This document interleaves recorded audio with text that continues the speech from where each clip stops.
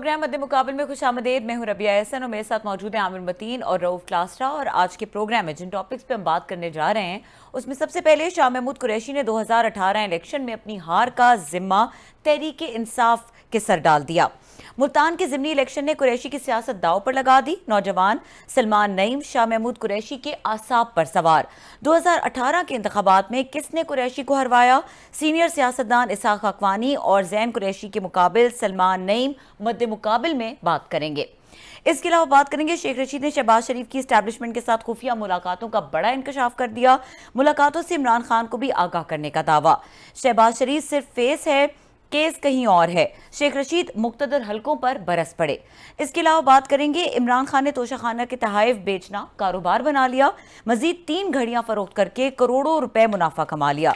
इमरान खान ने पहले घड़ियां फरोख्त करके बाद में कीमत सरकारी खजाने को अदा की। रिपोर्ट में अहम इंकशाफात, ये तमाम अहम मौजूआत हैं जो आज के प्रोग्राम में शामिल करेंगे। क्लास साहब हमारे साथ सलमान नईम साहब भी मौजूद होंगे और वो इनफैक्ट हमारे साथ मौजूद हैं, तो उनको वेलकम करते हैं। नहीं, बड़ी मेहरबानी सलमान नईम, ये नईम साहब के अभी इनसे बात करते हैं। बेसिकली आज उनका शाह महमूद कुरैशी साहब का एक क्लिप चला, तो वहाँ पे इलेक्शन हो रहा है। सलमान नईम साहब जो है इन्होंने पिछले इलेक्शन में शाह महमूद कुरैशी साहब को हराया था, तो बड़े जो अपसेट हुए थे 2018 के इलेक्शन में, ये उस वक्त का सबसे बड़ा अपसेट था।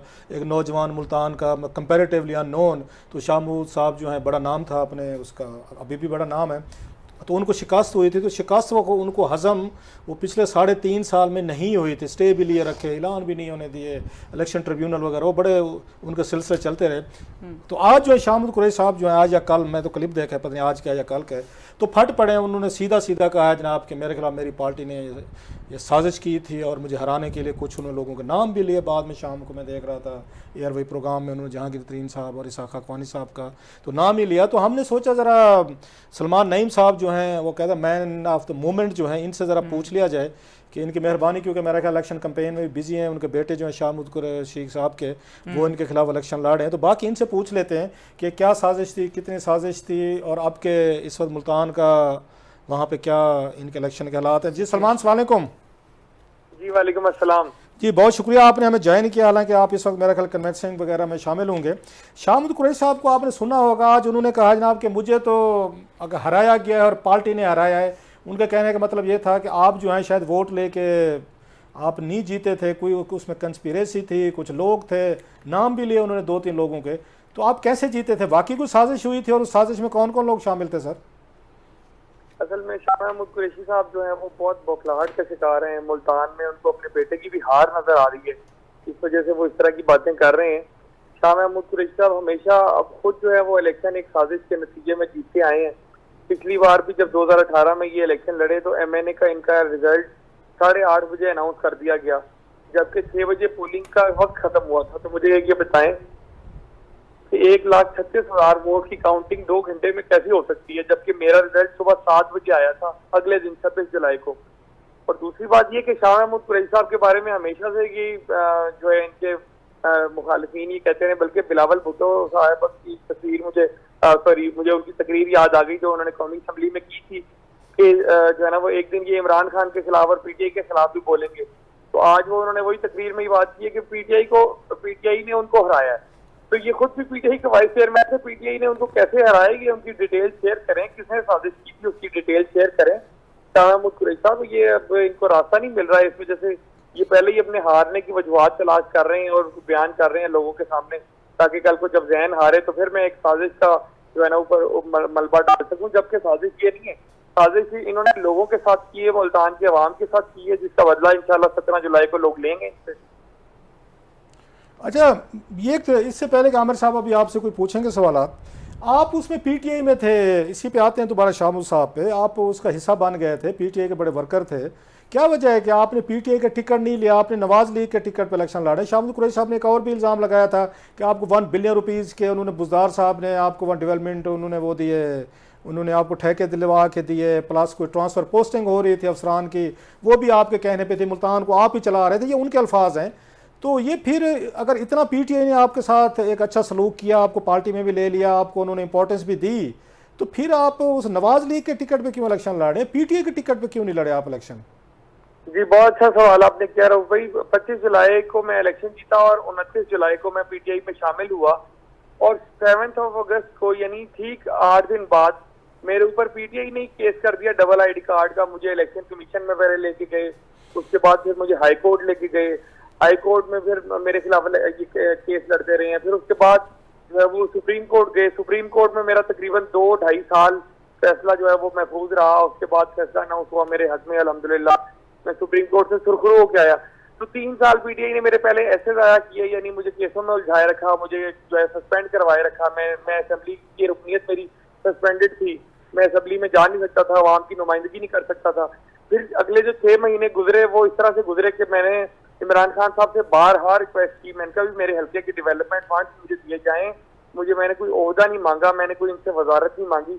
इन्होंने एक 1 बिलियन का डायरेक्टिव इशू कर दिया, सीएम उस्मान बुज़दार ने जो उस वक्त सीएम थे, 1 बिलियन का डायरेक्टिव इशू किया। उसके बाद प्रोसेस जब उसका शुरू होने लगा तो शाह महमूद कुरैशी साहब फिर इमरान खान साहब के पास जाके बैठ गए कि भी मैं पार्टी छोड़ दूंगा अगर आपने सलमान नहीं को फंड दिए। तो प्रैक्टिकली 1 रुपए का फंड भी इन्होंने मेरे हल्के में नहीं लगाया। अगर ये साबित करें, मैं आज इनका जो है ना वो जो जुर्माना ये कहेंगे मैं देने का पाबंद हूँ और मैं सियासत छोड़ दूंगा अगर ये इस चीज को साबित कर दें कि उस्मान बुज़दार ने मुझे 1 रुपए का भी डेवलपमेंट फंड दिया हो। इन्होंने हमेशा ब्लैकमेल किया इमरान खान को और आज भी ये ब्लैकमेल कर रहे हैं। देखें आज ये पीटीआई के ऊपर इल्जाम लगा रहे हैं, तो क्या इनको जरूरत पेश आई थी आज ये बात करने की? तो ये इमरान खान को भी ब्लैकमेल करते हैं, सबको ब्लैकमेल करते हैं। नहीं, आपने टिकट क्यों नहीं लिया उसका? पीटीआई ने क्यों नहीं दिया टिकट? जो मेरा सवाल था ओरिजिनल सर, आपने मांगा नहीं है, उन्होंने दिया नहीं है। पीटीआई का टिकट जो है वो मुल्तान में शाह महमूद कुरैशी के बगैर किसी को भी नहीं मिल सकता जी। पीटीआई के जो कारकुनान है वो इतने नाराज हैं मुल्तान में, पीटीआई के जो जिले सदर रहे हैं एजाज जंजुआ साहब, बाकी लोग, उनको टिकट नहीं मिल सकता।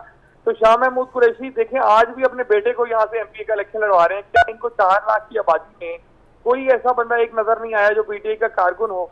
ये हमेशा से यही सोचते आए हैं। इस वजह से मुझे पता था कि इन्होंने मुझे सर्वाइव नहीं करने देना पीटीआई में। ये हमेशा से मेरे खिलाफ चलते आए हैं, मुझे इग्नोर करते आए हैं। मुझे जो पार्टी का अगर कोई ओहदेदार मुझसे मिलता था ये उसको फोन करते थे कि आप सलमान नहीं से जाके क्यों मिले। तो पीटीआई का टिकट इन्होंने मुझे लेने नहीं देना था, उस वजह से मैंने पहले ही अपना फैसला कर लिया और मैंने उस पार्टी को खैरबाद कह दिया जो पार्टी मुझे ओन करने के लिए ही तैयार नहीं थी पिछले 4 साल। पूछें आप। तो सलमान, अगर आपका एतराज़ ये है कि जिस तरह से आप कह रहे हैं कि फैमिली डायनेस्टी और ये किसी और को नहीं मिलना, तो जिस पार्टी के टिकट पे अब आप लड़ रहे हैं वो तो अपनी फैमिली के अलावा उनके यहाँ पे क़यादत किसी और को नहीं दी जाती। तो अगर ये नज़रियाती इख्तलाफ है तो ये तो यहाँ पे सेंस नहीं बना रहा। मरूसी सियासत के खिलाफ कौन नारे लगवाता रहा है? अपने जलसों में कौन बातें करता रहा है? इमरान खान साहब हमेशा कहते रहे अभी मैं मौरूसी सियासत के खिलाफ हूँ, मैं नए चेहरे सामने लेके आऊंगा, मैं नए लोगों को सामने लेके आऊंगा। जब नए चेहरे आजाद जीतकर उनकी पार्टी में शामिल हुए मेरे जैसे नौजवान, मैंने बगैर किसी वजह से, बगैर किसी शर्त के जो है ना वो उनके साथ शामिल हुआ, तो उसके बाद उन्होंने मेरे साथ क्या किया आप लोगों के क्या सामने नहीं है? क्या ऐसा करते हैं कि आजाद जीतकर अगर कोई आपके साथ शामिल हो 8 दिन बाद आप उसके ऊपर केस कर दें? क्या ऐसा करते हैं कि आप उसे डेवलपमेंट फंड ला दें बाकी सब लोगों को दें? जो इन्होंने मेरे साथ सलूक किया मुझे बताएं, मुझे और क्या करना चाहिए था? मैं तो मुस्लिम लीग नून के साथ पिछले 1 साल से राब्ते में था। मैं उनसे रिक्वेस्ट करता था कि भैया आज आप हुकूमत गिराने का जो है वो करें आप फैसला। बहुत सारे लोग ऐसे हैं जो इनसे नाराज हैं, जो ज्यादा आप देखें ना 20 जो अरकान के इलेक्शन हो रहे हैं उसमें से 10 आजाद अरकान के इलेक्शन हो रहे हैं जो 2018 में आजाद हैसियत में जीते थे। तो जिन लोगों ने इन्होंने आजाद हैसियत में जीत कर शामिल हुए इनके साथ, इन्होंने तो उनकी कदर नहीं की, अपने लोगों की कदर कैसे करेंगे? सलमान, ये बताएं कि इस वक्त पंजाब में 20 सीटों के ऊपर इलेक्शन हो रहा है और हर एक की नज़र जो है ना इस हल्के पे है, क्योंकि कैंडिडेट्स दोनों इम्पॉर्टेंट हैं, फिर दोनों की सियासत की यहाँ पे बेज लड़ाई यहीं हो रही है। आप पहले इंडिपेंडेंट जीते, फिर आपने पीटीआई ज्वाइन कर ली, अब आप पीडीएम के उसमें एक मुश्तरका कैंडिडेट हैं, सीट आपके पास नून लीग की है मगर पीपल्स पार्टी के भी आपको वोट चाहिए हैं।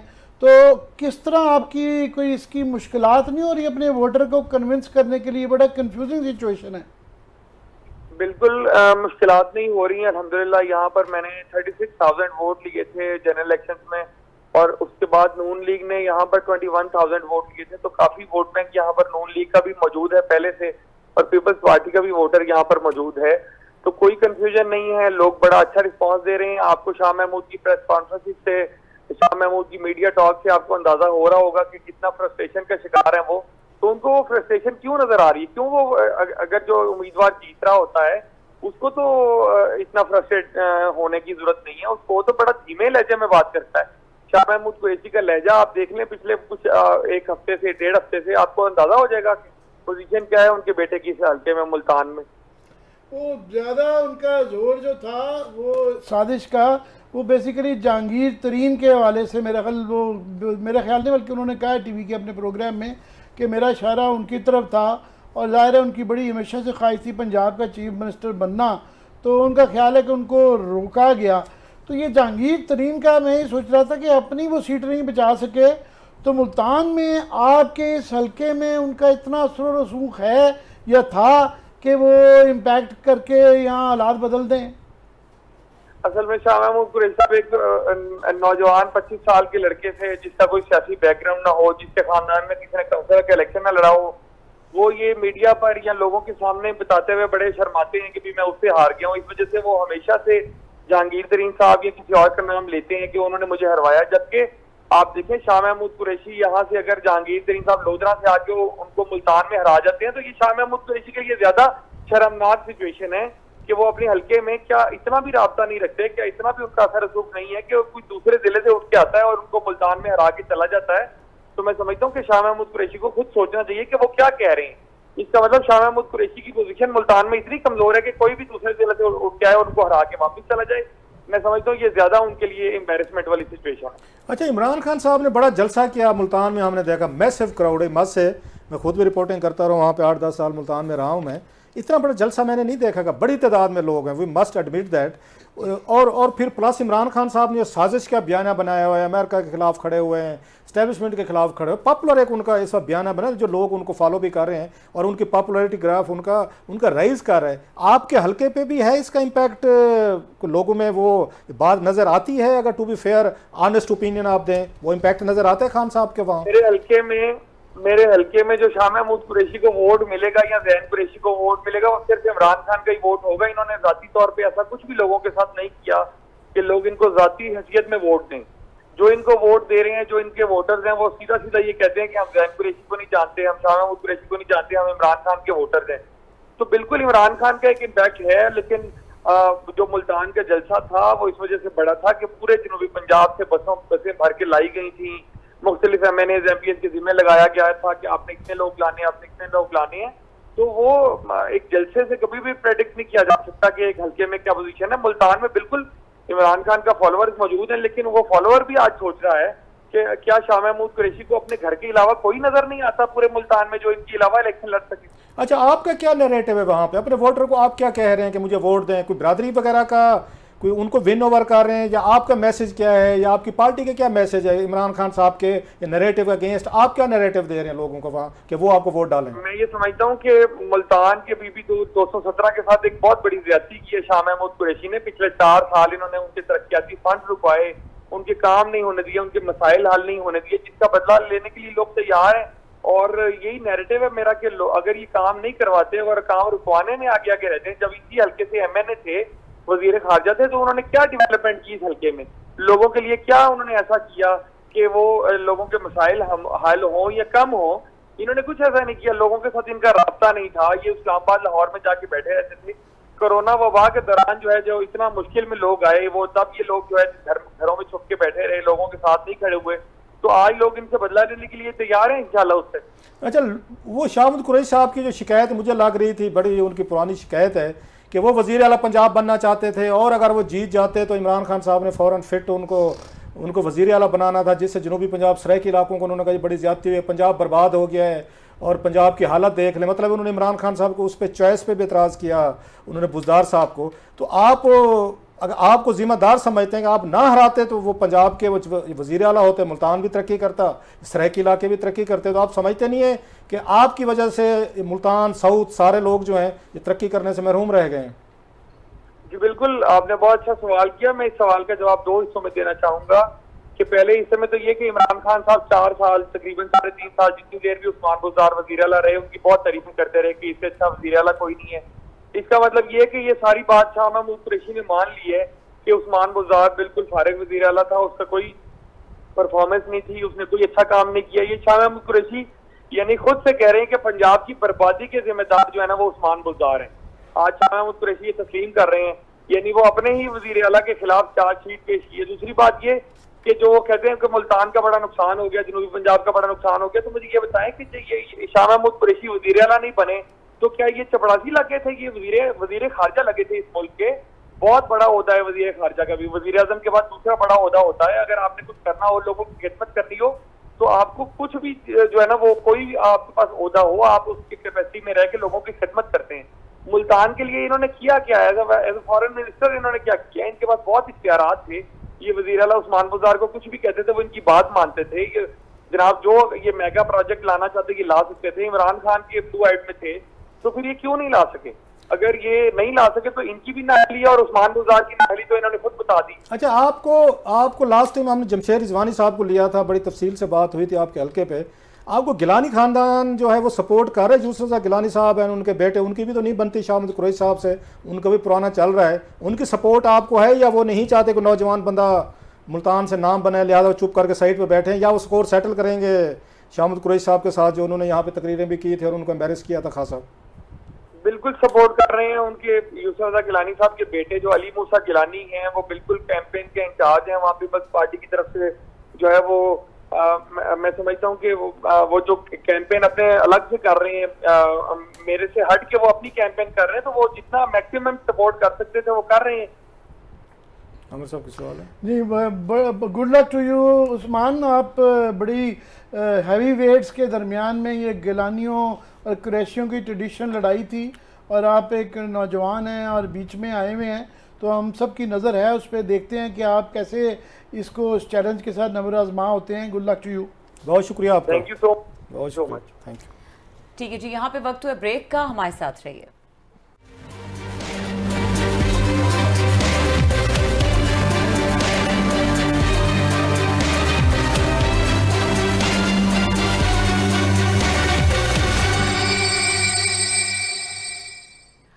Welcome back. क्लास साहब हमारे साथ इसाक खाकवानी साहब मौजूद हैं और रेलेवेंस बहुत ज़्यादा है इस वक्त। अगर उनसे बात की जाए तो डेफिनेटली इनसे बेहतर आज बंदे कोई नहीं हो सकता था। वो हमने सलमान नईम को लेना था साहब पहले सेगमेंट में कि वो मेन थे, तो खकवानी साहब से बड़े दिन भी हो गए थे। मेरा आमिर का और ये खकवानी साहब का वैसे बड़ा पुराना चलता रहता है, तो हम इनको मिस भी कर रहे थे। और उन शाह महमूद कुरैशी साहब की बड़ी मेहरबानी, अदरवाइज शायद मेरे जहन में आई ना आता कि उनको मैंने सुना तो वो तबरा पढ़ रहे थे हमारे खकवानी साहब पे। तो हमने कहा बड़ा अच्छा टाइम है, ज़रा आज खकवानी साहब तपे हुए हैं, तो आज इनको ज़रा इनकी गुफ्तगू सुनते हैं। मैं कि आज इनके पुराने दोस्त उन्होंने शाह महमूद कुरैशी साहब। खकवानी साहब अस्सलाम वालेकुम। वालेकुम सलाम जनाब। सर, ये अगर शाह महमूद कुरैशी साहब बेचारे बन जाते पंजाब के चीफ मिनिस्टर तो आपका क्या जाता था? ये क्यों आपने और जहांगीर तरीन साहब ने साजिश की, पहले उनको इलेक्शन हरवाया, फिर चीफ मिनिस्टर नहीं बनने दिया? भाई साहब, मैं एक अर्ज करूं कि पंजाब का जो इलेक्शन हुआ 2018 में, तो पंजाब असेंबली के अंदर हमारे पीटीआई की 6 सीटें कम थी, और उन 6 सीटों में बर्तरी थी नून लीग की, और तो हमारे चीफ मिनिस्टर बनने के इम्कानात कम थे।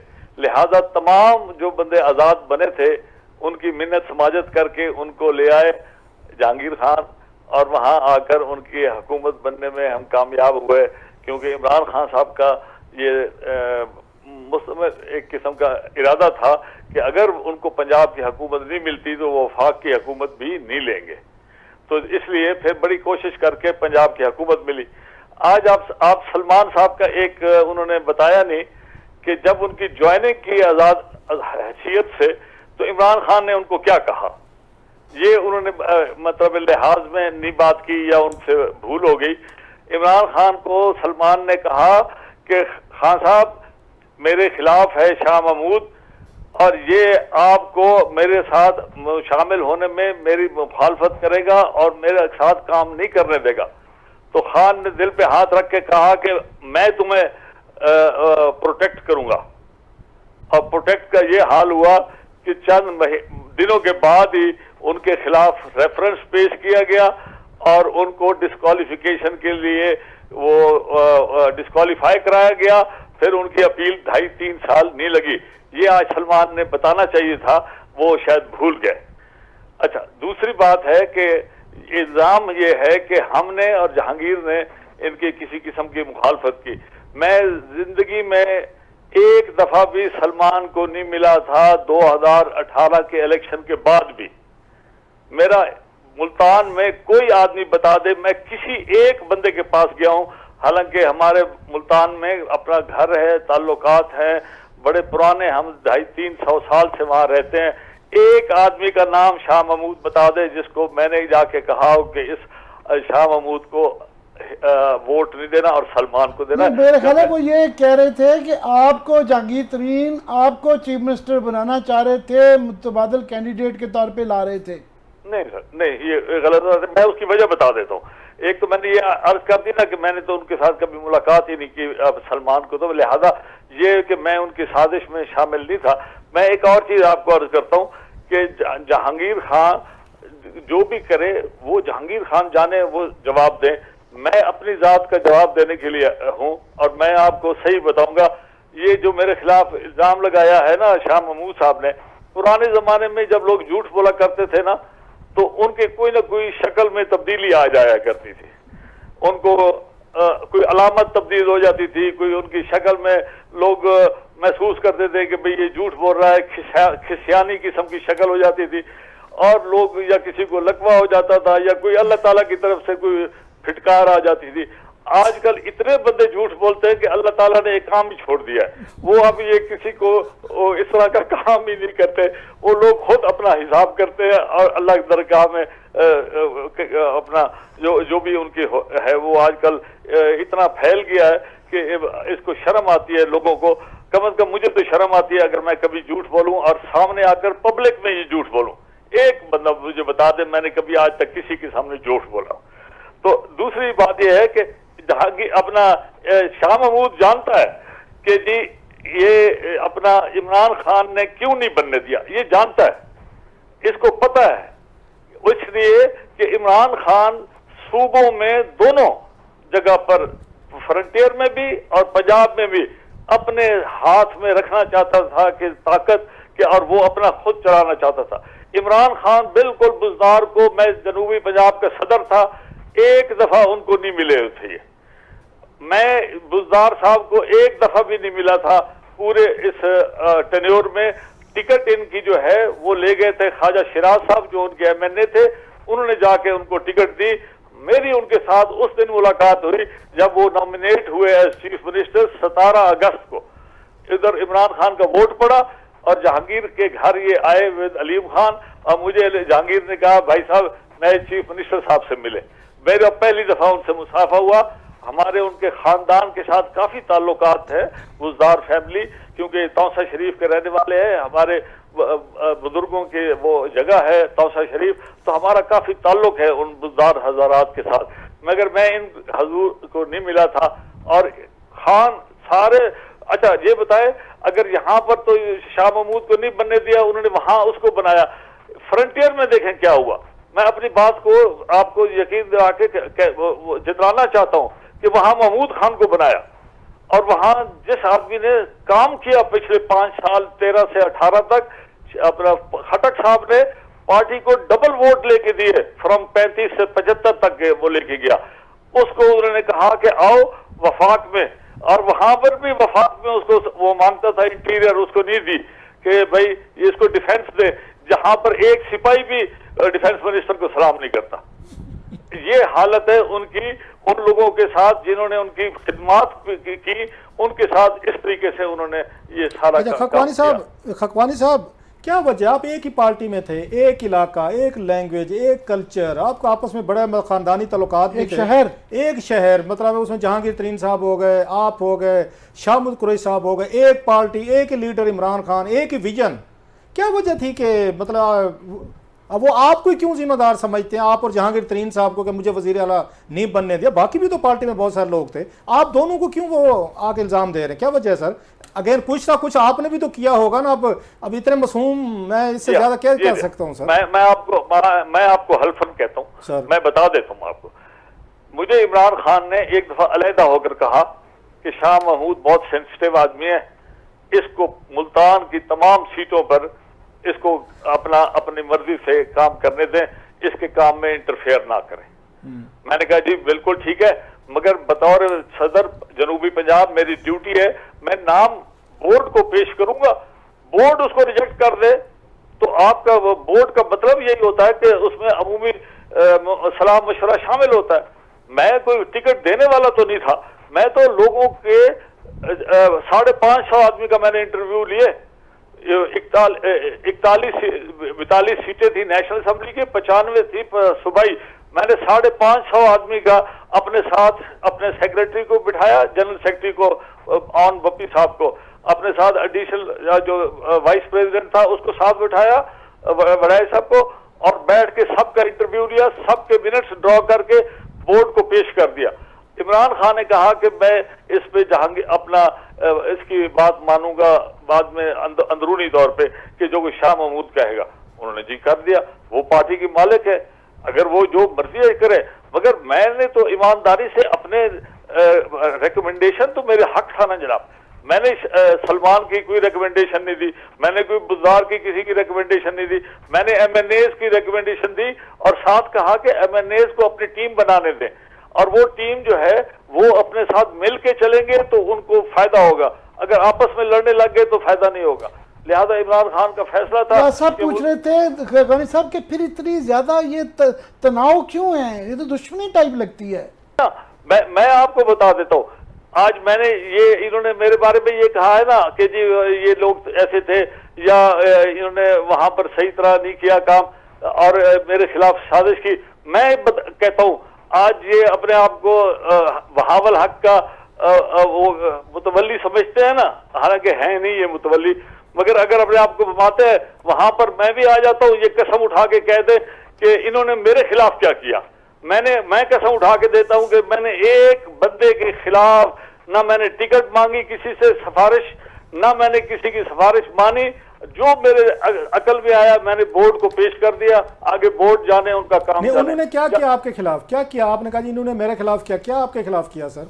इन्होंने वहां पर इसने और अपना चौधरी सरवर ने, एक आदमी है जो हमारे इलाके में वो इंडिपेंडेंट उसको खड़ा किया, वो 15-20 हजार वोट ले गया और उसका इन्होंने उसको बुला के अपने घर पे मशवरा किया, उसकी मिन्नत की कि तुम वहां जरूर लड़ो इलेक्शन।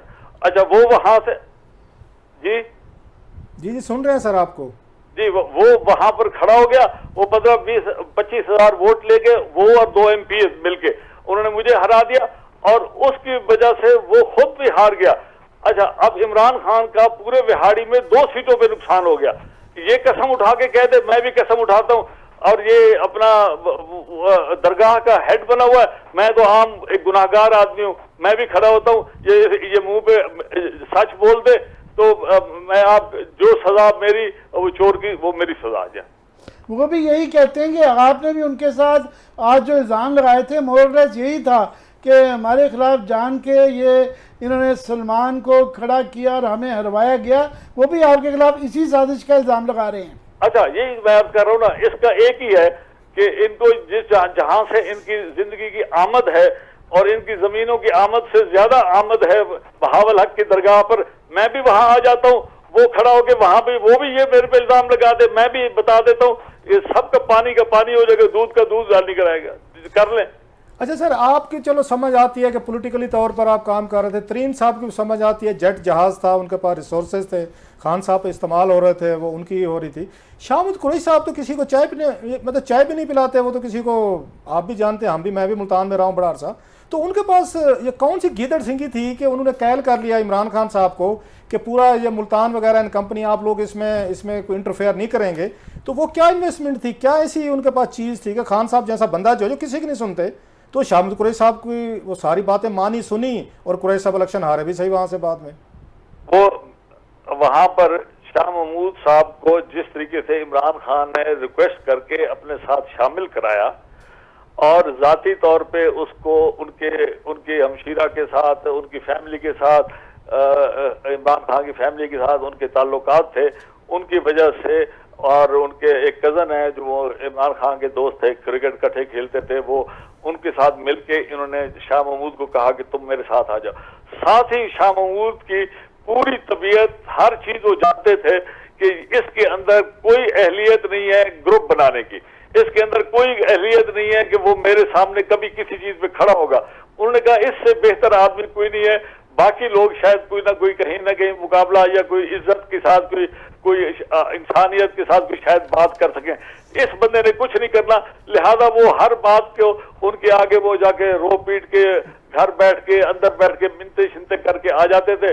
हमने ना आज तक इमरान खान को, मैं एक हल्फन कहता हूँ, मैं एक दफा अलहदा मिला हूँ सिर्फ, मैंने कभी उनके साथ अलहदा बैठ के किसी एक इंसान की गीबत नहीं की, मैंने आज तक किसी के खिलाफ झूठ नहीं बोला, और ताकि वो इमरान खान को कसम उठवा लें अगर मैंने किसी एक आदमी के खिलाफ भी उसके सामने जो बात की है मीटिंग में और ग्रुप में बात की है, मैंने अलहदा कभी बात नहीं की। ये कान के कच्चे लोग हैं, ये सारा दिन अंदर बैठ के चे में गोइयां और दूसरे के खिलाफ बातें शातें करते थे। उसका आपने देख लिया कि पार्टी का भी नुकसान किया, अपने ग्रुप का भी नुकसान किया, और आज 22 आदमी बैठ गए उनके खिलाफ, और उन्होंने 22 आदमी ने MNAs ने उनको वोट नहीं दिया। आप देखें, कभी आज तक 2-3 बंदों का नाम सुना था, मगर 22 आदमी छोड़ के चले गए। ये एक बड़ी एक जी बिलाशुबा बड़ा धचका है ये। बहुत शुक्रिया इसाक खाकवानी साहब हमें वक्त देने के लिए, और प्रोग्राम का टाइम खत्म हो गया, देखने के लिए शुक्रिया, इजाजत दीजिए, अल्लाह।